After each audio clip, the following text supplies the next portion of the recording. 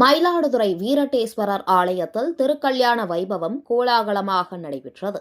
மயிலாடுதுறை மாவட்டம் குத்தாலம் தாலுகா வழுவூரில் அமைந்துள்ள 1500 ஆண்டுகள் பழமையான வீரட்டேஸ்வரர் ஆலயத்தில் 20 ஆண்டுகளுக்கு பிறகு நடைபெறும் மாசிமக பிரம்மோற்சவ விழா கடந்த 27ஆம் தேதி தொடங்கி நடைபெற்று வருகிறது. விழாவின் 4ஆம் நாள் நேற்று இரவு திருக்கல்யாண வைபவம் விமர்சையாக நடைபெற்றது. தொடர்ந்து வீரட்டேஸ்வரர் மற்றும் இளங்கிளை நாயகி அம்பாள் சிறப்பு அலங்காரத்தில் எழுந்தருளி மாலை மாற்றும் நிகழ்ச்சி, ஊஞ்சல் உற்சவம், ஹோமம், கன்னிகாதானம், திருமாங்கல்ய தாரணம் உள்ளிட்ட வைபவங்கள் நடைபெற்றன. பின்னர் மகா தீபாரதனை மற்றும் அலங்கார தீபாரதனைக்கு பிறகு திரளான பக்தர்கள் தரிசனம் செய்தனர்.